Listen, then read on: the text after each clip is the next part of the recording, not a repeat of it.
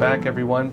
So when we hear about what's happening in Cuba, a lot of information is not getting out to the West. But we have here sitting with us Jorge Luis Antonis, who spent 17 years as a political prisoner and was organizing protests standing up against the regime in Cuba despite the risk of persecution, arrested many times. And so Jorge, it's a real pleasure having you on Crossroads. Gracias a ustedes por esta oportunidad. Now, so first off, why don't you tell us about how this started when you first were made a political prisoner in Cuba? Mira, en el año 1990, era un 15 de marzo, yo tenía 25 años, 5 meses y 15 días de edad. Yo era un joven que estaba imbuido dentro, o sea, muy entusiasmado con aquel proceso de reformas políticas que tenían lugar en la Europa del Este, y el grupo de jóvenes que andaban conmigo también. Yo me encontraba en un lugar que se llamaba Plaza 20 Aniversario.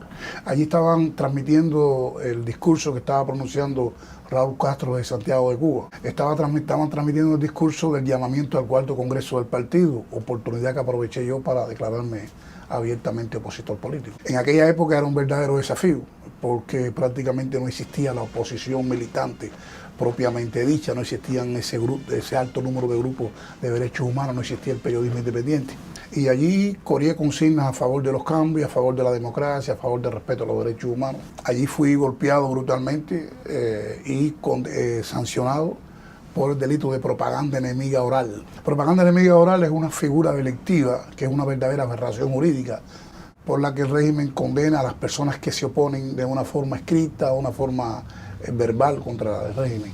A partir de ahí comenzó un largo periodo que se extendería por más de 17 años, donde sería objeto de disímiles de torturas, atropellos, malos tratos. En mi cuerpo tengo las huellas, las marcas de estas torturas, mordidas de perro, y por mantener mi postura como prisionero político fui recondenado en varias oportunidades. Estuve en muchas prisiones, estuve en más de 10 prisiones en todo ese tiempo, y contra nosotros se aplicaba una hazaña enfermiza por parte de la dictadura. Allí fui víctima y testigo de los más horripilantes hechos. Vi guardias asesinar a cabellazos a presos, reventarles la cabeza propia, literalmente. Vi hombres inyectarse orines, excremento en las zonas del cuerpo para buscar la amputación. Vi hombres inyectarse el VIH, SIDA, otras enfermedades para tratar de paliar la situación que se encontraba. Pero sobre todas las cosas conocí un presidio político vertical, consecuente, dinámico, digno, y paradójicamente, aunque fue una etapa muy difícil de mi vida,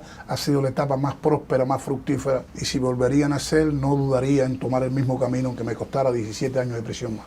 Las prisiones cubanas son verdaderos laboratorios de tortura y de muerte. Los prisioneros políticos allí tienen que enfrentar los más refinados de los métodos de torturas, las palizas, la falta de atención médica, el hambre, las enfermedades. Pero para mí fue una época bastante importante y no me arrepiento de haberlo afrontado. You mentioned that during that time it was a profound spiritual experience. What was that experience? Fue una experiencia muy hermosa. Por ejemplo, yo antes de caer en prisión, yo imaginaba que los presos podían ser golpeados, que podía existir el abuso, pero nunca imaginé que pudieran ser asesinados los hombres a palos, que a hombres se les pudiera privar el agua para que murieran en huelga de hambre, como fue el caso de Orlando Zapata Tamayo, un preso político. Fue una experiencia muy emotiva, porque además en la parte esta positiva, a pesar del aislamiento, a pesar del ostracismo en que éramos sometidos, manteníamos esa fe, esa convicción, esa firmeza de que los ideales por los que nosotros luchábamos valía la pena tanto sacrificio, y que había un pueblo que lo iba a agradecer finalmente cuando se fuera libre.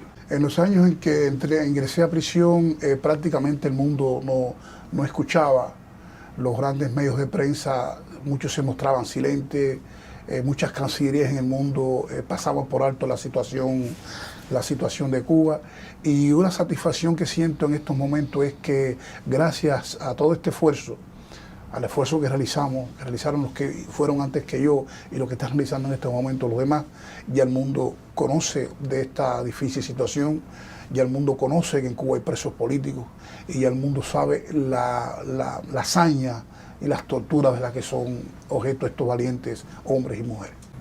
Now, during this time, you were thrown into prison for speaking out against the Castro regime, and during your time in prison for 17 years, you refused to be silent. What was the message you were trying to get out? El mensaje es claro: cuando se lucha por una causa justa, cuando se está convencido en los ideales que uno defiende, cuando utilizan la prisión, las torturas y la golpiza para someterse, hay que resistir. Y es importante porque todo el esfuerzo, todo el sacrificio que hemos pasado, que pasamos en los tiempos nuestros, que están pasando los que están ahora en prisión, finalmente va a tener un resultado muy positivo, porque estamos abriendo la brecha hacia la libertad. If you were to talk about, again, you spoke about this spiritual nature, the seeing the goodness in humanity despite the persecutions that people were undergoing. If you were to tell people, I guess, what that spiritual understanding was that you came to while in that environment, what was it? Es que hay realidades que no se pueden describir, que son difíciles de escribir, sean en la parte positiva o en la parte negativa. Para mí, la prisión, además de haber sido un campo de batalla, ¿no?, cívica, ¿no?, fue una escuela donde aprendí a conocer más el ser humano, donde aprendí el valor que tiene la amistad, la fidelidad, las convicciones, donde aprendí que el dolor que causa la tortura no es el final, donde aprendí a vencer el miedo, porque yo creo que el miedo es un sentimiento, una cualidad intrínseca en el propio ser humano. Aprendí a vivir cerca de la muerte, en el peligro permanente. Hubo ocasiones en que pensé que era el final. Hubo momentos en que la muerte estuvo rondando cerca de mí en las huelgas de hambre durante palizas. Yo jamás pensé que los seres humanos podían resistir tanto sufrimiento. Y hubo momentos que como seres humanos que me parecía que las fuerzas me iban a fallar. Pensaba en el ejemplo que habían dado mis hermanos del presidio político histórico, del presidio anterior al nuestro, que fue tan difícil, fue tan heroico, fue tan brutal, que lo que vivimos nosotros fue para mí insignificante en comparación con el esfuerzo. Pero sobre todas las cosas, ahí conocí lo que era la dignidad. No es que yo no haya sido digno antes, pero la dignidad la conocí, el valor de la dignidad lo conocí en ese momento. De ese esfuerzo, ese interés, de poder mirar siempre de frente a los ojos al enemigo, de no ceder, de no claudicar. El dolor de ver pasar los días, 17 años, fines de año, 17 días de las madres, 17 navidades, en la pérdida de seres queridos. Aprendí a que me faltara todo eso, pero también escuché de un amigo cercano en la prisión que me dijo: Antúnez, te voy a definir la fe en una palabra. Tenemos que acostarnos todos los días pensando que el día siguiente va a ser nuestra libertad. Y eso nunca lo olvido, porque esa era una fe que me mantenía. Hubo momentos en que en realidad pensaba morir en la cárcel, pero pensaba en que habían objetivos mucho más importantes que yo mismo. Y creo que valió la pena. Y si de algo tengo que arrepentirme, como siempre lo he dicho, es de no haber abrazado esa causa y esa lucha antes. Now, during this time, they tried transforming you. They tried brainwashing you. They tried using this ideological type of conditioning on you. I know the same thing happens in China as well. I've interviewed people there. This is a common trait of communist regimes. How did you resist the indoctrination?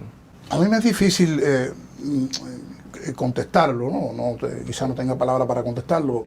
Yo nunca en mi vida había dejado de comer antes de estar en prisión. Nunca había recibido golpes de personas. Nunca había hecho una huelga de hambre. Nunca me habían lanzado por una escalera. Ni pensé nunca que me iban a tener amarrado en una cama durante días, o que me iban a privar de beber agua, o que me iban a saltar arriba con una bota sobre mi cabeza. Yo no tendría palabras para explicarte, quizás argumentos para explicarte por qué se resiste. Pero yo lo atribuyo en sí, creo, en dos palabras. dignidad y hombría. Yo creo que la manera que mejor se derrota al adversario, a la hazaña, al odio, es precisamente con esa convicción y con esa firmeza. El enemigo sabe, el enemigo te odia, te desprecia, pero yo siempre he pensado en mi interior que a pesar de su fanatismo, él tiene que saber que tienes razón y que eres digno. Sé que hay muchos que contestarán a tu pregunta de muchas formas, pero yo lo veo así, lo veo así.